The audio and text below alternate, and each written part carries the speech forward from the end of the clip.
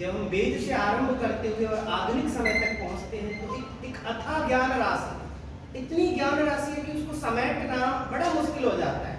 इसलिए उसे अपनी सुविधा के लिए हम कुछ कुछ भागों में बांट लेते हैं। हमारी सनातन परंपरा, बौद्ध परंपरा, जैन परंपरा। हमारी भारतीय ज्ञान परंपरा की 3 नदियां हैं, तीनों का समन्वित रूप हमारा भारत बनता है। और वहीं से मैं एक विषय मैंने इसमें से चुना है, बौद्ध शिक्षा व्यवस्था। तो प्राचीन काल में भारतवर्ष में जो बौद्ध शिक्षा व्यवस्था थी, उसका कैसा एजुकेशन मॉडल था, किस तरह की चीजें हमें देखने को मिलती हैं। और इस बात से हम भली भांति जानते हैं कि हमारी सनातन परंपरा में गुरुकुल पद्धति की व्यवस्था रही। और गुरुकुल पद्धति हुआ करती थी, गुरुकुल पद्धति में गुरुकुल हुआ करते थे, वहाँ स्टूडेंट जाता था। और बाकायदा हमारे यहाँ जो 16 संस्कार है, 16 संस्कारों में उपनयन संस्कार की व्यवस्था है। जो शिक्षा आरंभ की व्यवस्था होती थी, उसके बाद में वेदारंभ की व्यवस्था थी। तो विभिन्न तरह की चीजें आप लोग उन चीजों से, क्योंकि यहाँ आध्यात्मिक नगरी में है तो स्वाभाविक है कि आप परिचित होंगे। तो थोड़ा सा मैं बौद्ध दर्शन की बातें आप सबके सामने रखूंगा कि सम्यक संबुद्ध ने, जो भगवान बोलते हैं आज से लगभग 2600 साल पहले, 6वीं शताब्दी ईसा पूर्व में उनका आविर्भाव होता है। शाक्य मुनि साथियों के बीच में पैदा होते हैं तो शाक्य मुनि उनको बोला जाता है।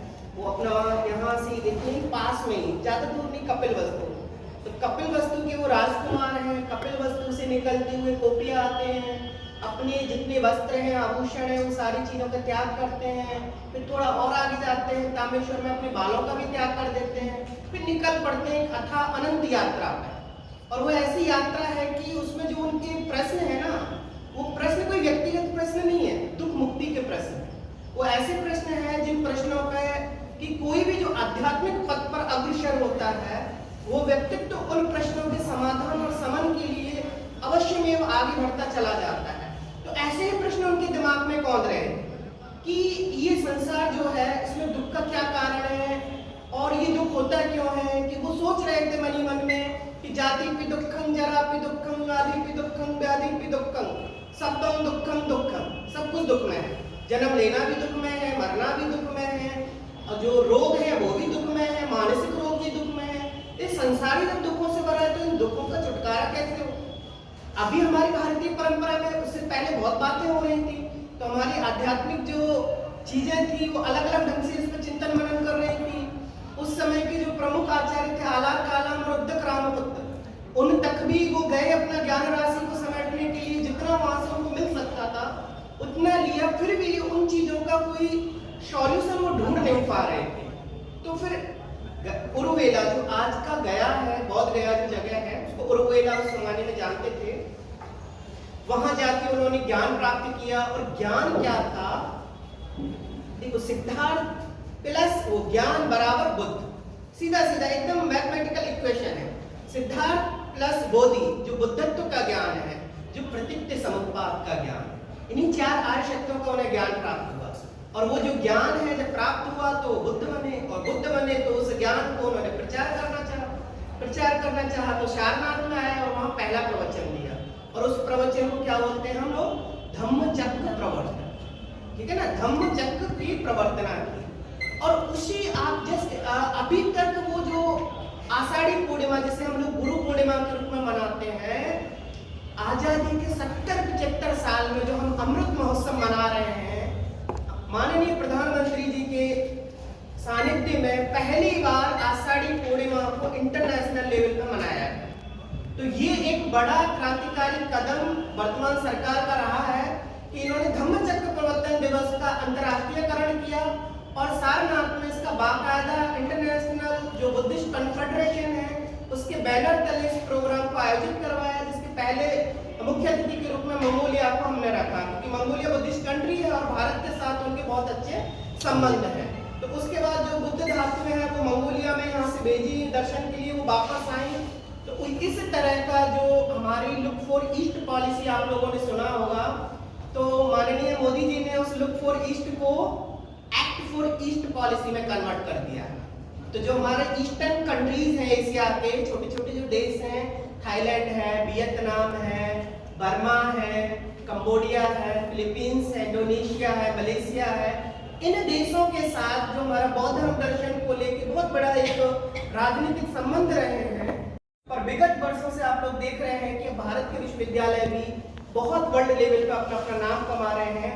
तो ये जो विश्वविद्यालय सिस्टम है, इसका जन्म कैसे हुआ? पूरी दुनिया में सबसे पहले विश्वविद्यालय, आपको पता है ना, तक्षशिला विश्वविद्यालय, तक्षशिला विश्वविद्यालय जिसको हम संस्कृत में बोलते हैं, तो तक्षशिला विश्वविद्यालय था। अभी कुछ एक्सकेवेशन हुए, खुदाइयां हुई, तो हम तक्षशिला से भी आगे एक और विश्वविद्यालय तक पहुंच गए हैं, तेलाड़ा विश्वविद्यालय। तेलाड़ा नालंदा विश्वविद्यालय के जस्ट बगल में हुआ करता था, मुश्किल से 5 से 7 किलोमीटर दूर।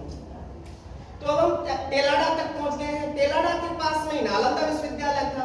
नालंदा विश्वविद्यालय के जस्ट 5-6 किलोमीटर दूर जाते तो ओदंतपुरी विश्वविद्यालय था। ओदंतपुरी विश्वविद्यालय से 20 से 30 किलोमीटर थोड़ा सा नीचे भागलपुर में उतरते हैं तो वहां पर विक्रमशिला विश्वविद्यालय था। विक्रमशिला विश्वविद्यालय से बांग्लादेश की तरफ जाते हैं तो वहां जगदल विश्वविद्यालय था। जब हम गुजरात में जाते हैं तो सोमपुरा विश्वविद्यालय पाते हैं। और भी हम इधर उधर जब देखते हैं तो कहीं पे मान्यखेत विश्वविद्यालय है, कहीं और भी वल्लभी विश्वविद्यालय है। तो इस तरह भारत जो है ना, विश्वविद्यालयों की धरती है। आज जो टर्म हम विश्वविद्यालय यूज कर रहे हैं, उस समय इसकी जगह पर टर्म यूज किया जाता था महाविहार। क्या टर्म था? महाविहार। तो महाविहार विश्वविद्यालय को कहते थे और विहार होते थे जहां पे बौद्ध भिक्षु वगैरह रहते थे, जो स्टूडेंट या टीचर के जो रहने का स्थल होता था। तो अब एक जो चीज है कि इस एजुकेशन सिस्टम का बौद्धों को जरूरत क्यों पड़ी? क्योंकि जब क्या था कि बुद्धिज्म जब भारत में बढ़ रहा था तो पूरे देश दुनिया में फैल रहा था धीरे धीरे। जब देश दुनिया में जा रहा था तो जरूरी था कि सील पर टिका हुआ रिलीजन है। देखो, बुद्धिज्म कभी किसी का विरोध नहीं करता। भगवान बुद्ध की शिक्षाएं ना किसी के विरोध पर नहीं टिकी हुई है, उनकी शिक्षाएं नैतिकता पर टिकी हुई है। जो भी सीलवान व्यक्ति है, जो आचरण की परिपक्वता को मानता है, बड़ी प्यारी प्यारी बात करते हैं, छोटी छोटी बातें हैं और बहुत बड़ी बातें होती हैं, क्योंकि ऐसे सारे लोग बात करते हैं। परंतु वो जो नैतिकता है, जब तक नैतिकता टिकेगी बुद्धिज्म आगे बढ़ता रहेगा।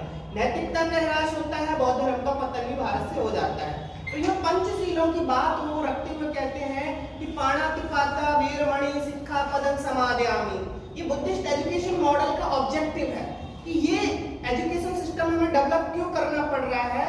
उसके लिए जरूरी है कि हमें, क्योंकि हम 1-2 लोगों को तो समझा सकते हैं, परंतु हमें जब मास लेवल पर लोगों को समझाना हो, लोगों को अहिंसक बनाना हो, तो उसके लिए एजुकेशन सिस्टम बहुत अच्छा होता है।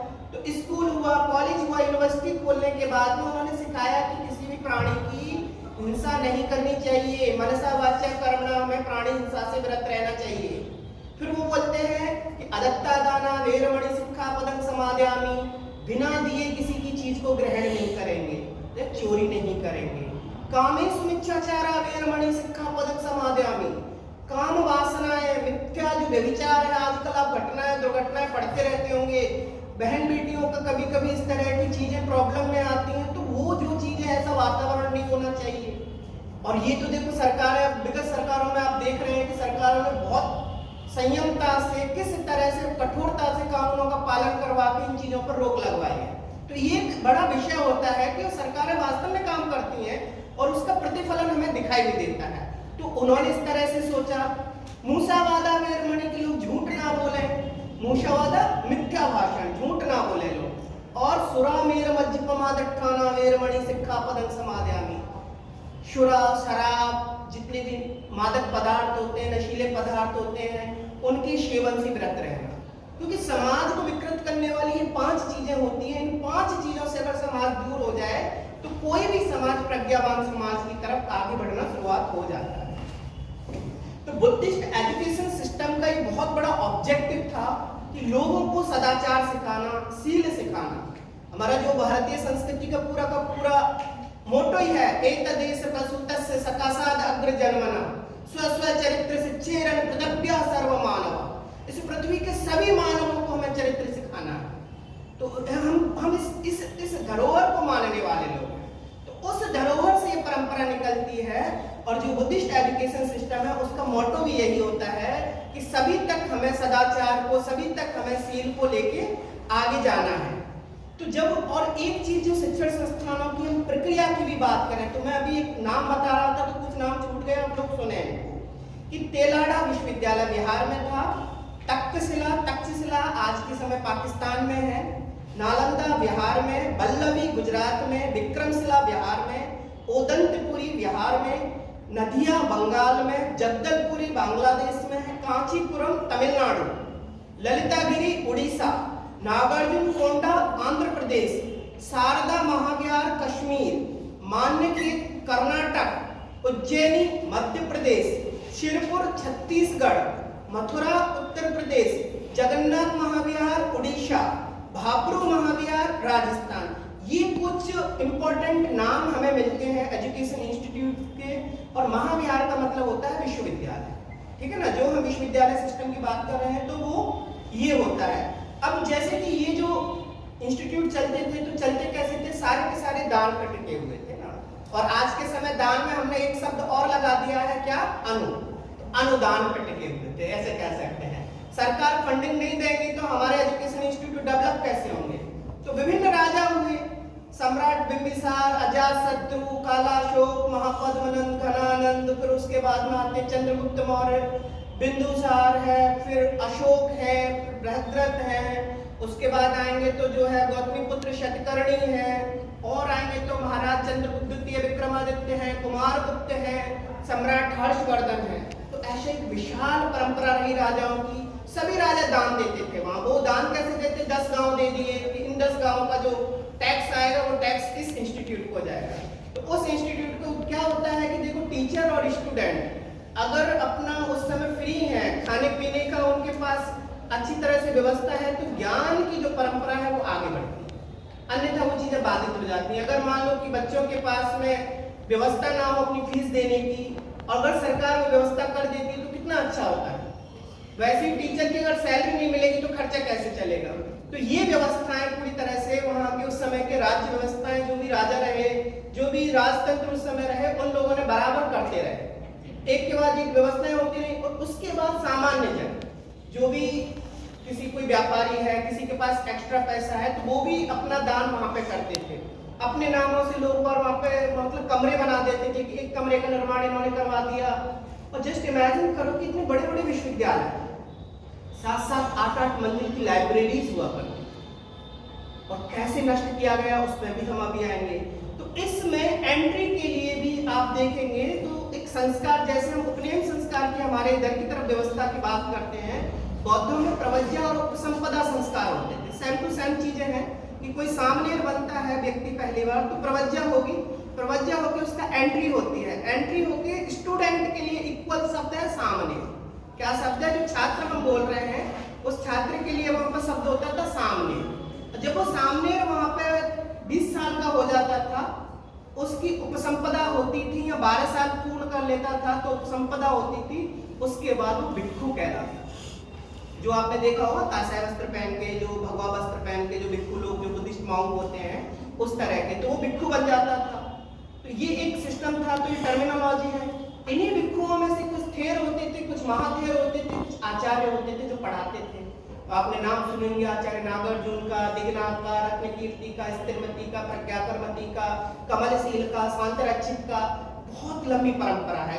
एक दो विश्वविद्यालयों में, एक विश्वविद्यालय में देखिए, एक महाविद्यालय में आप देखिए प्रधानाचार्य महोदय हैं, उनके अंडर में कितने सारे विभाग आते हैं, हर विभाग के विभाग। ये बातें हम उस समय विश्वविद्यालयों की कर रहे हैं। और सारे विश्वविद्यालय जितने मैं आप लोगों को नाम गिनाया, सारे के सारे रेजिडेंशियल, स्टूडेंट भी वही रहते थे और टीचर भी वही रहते थे। और इससे क्या होता है कि इंटरेक्शन बनता है कि अगर स्टूडेंट और टीचर में कितनी देर बात होगी, बस हम इतना पूछते हैं बच्चों से, खाना खाया, ठीक हो सब, उसके बाद तो पढ़ाई की बात होगी 24 घंटा। तो ज्ञान परंपरा आगे बढ़ती है। और शास्त्रार्थ की वादे जायते तत्वबोधा, ये हमारी भारतीय परंपरा है कि हम शास्त्रार्थ में विश्वास करते हैं। किसी को मारने मिटाने में विश्वास करने वाली परंपरा वाले नहीं है। हम तो आत्मसात करते हैं संस्कृतियों में। बहुत सारी संस्कृतियां हमें आई, हेता यार हेता अनार हेता द्राविड़ चीन सखूण दल पाठाल मोगल टिक दे होलोली।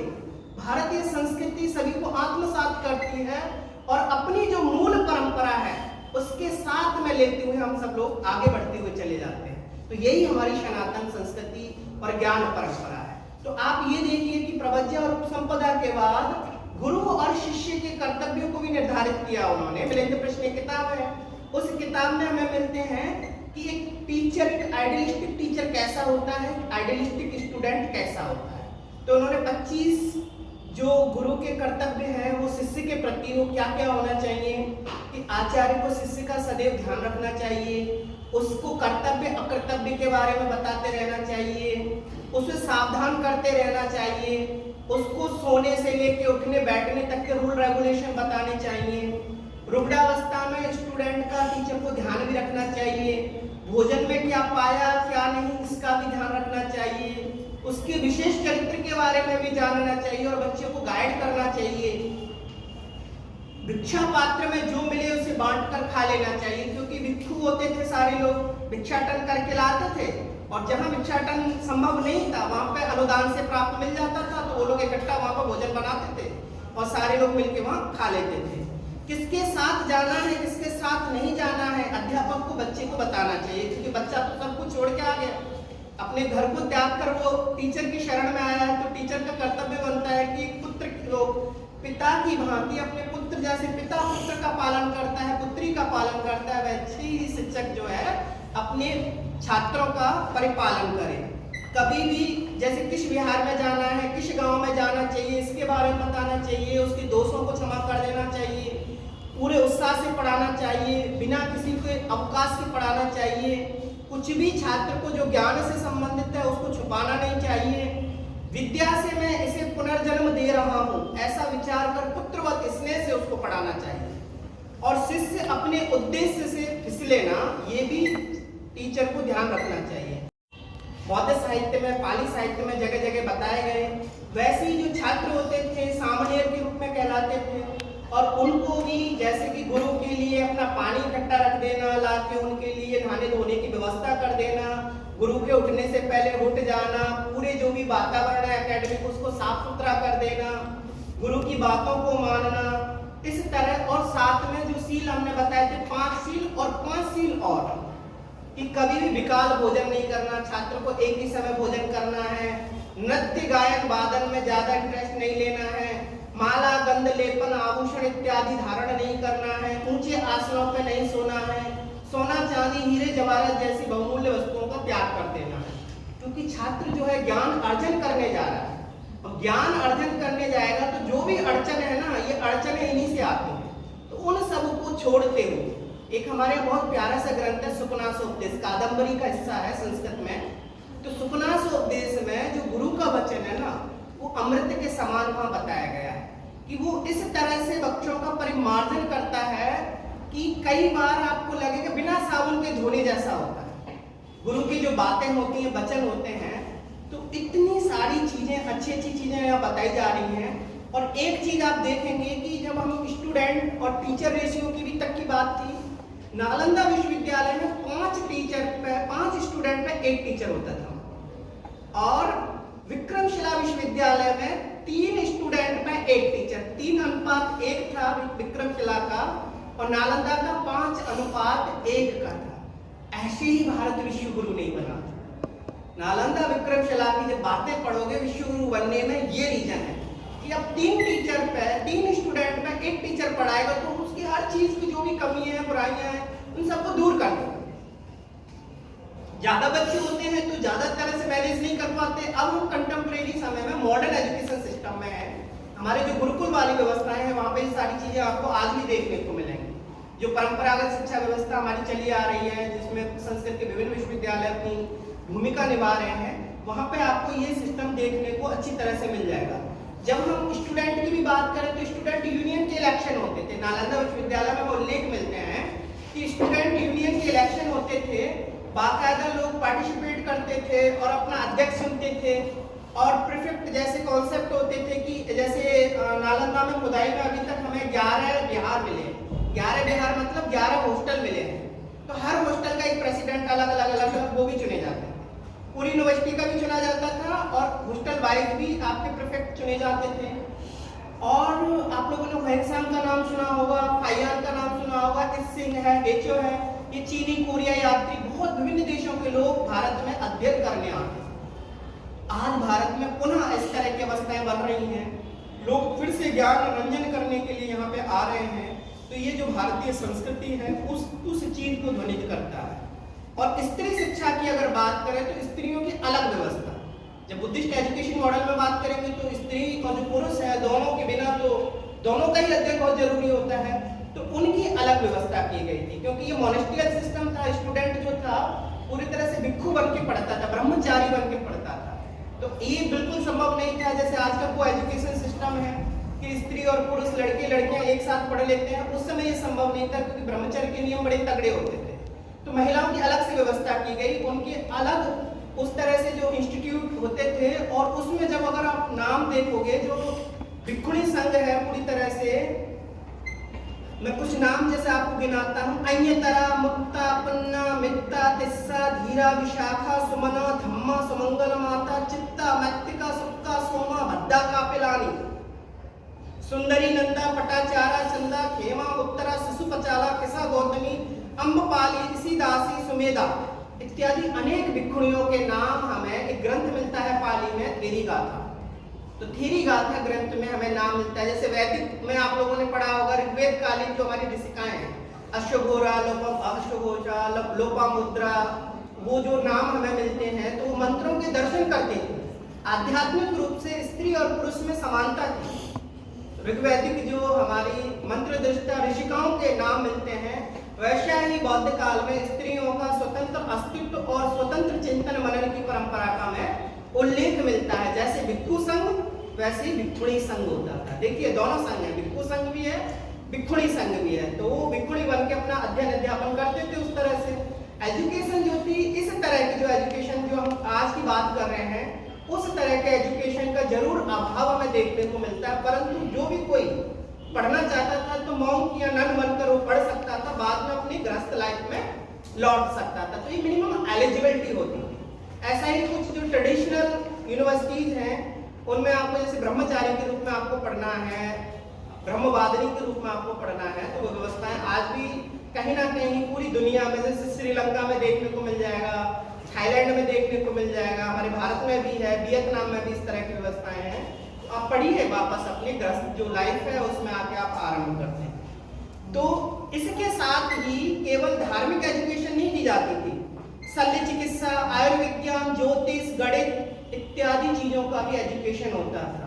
और केवल बौद्ध दर्शन की पढ़ाई नहीं होती थी, वेद पढ़ाया जाता था, ठीक है ना, न्याय दर्शन पढ़ाया जाता था, सांख्य दर्शन पढ़ाया जाता था, योग पढ़ाया जाता था, वैशेषिक पढ़ाया जाता था, वेदांत पढ़ाया जाता था, मीमांसा पढ़ाया जाता था, तंत्र पढ़ाया जाता था। वज्रयान जब आ गया तो विक्रमशिला विश्वविद्यालय तो तंत्र के लिए फेमस रहा, और जगदल विश्वविद्यालय है वो भी तंत्र के लिए फेमस रहा।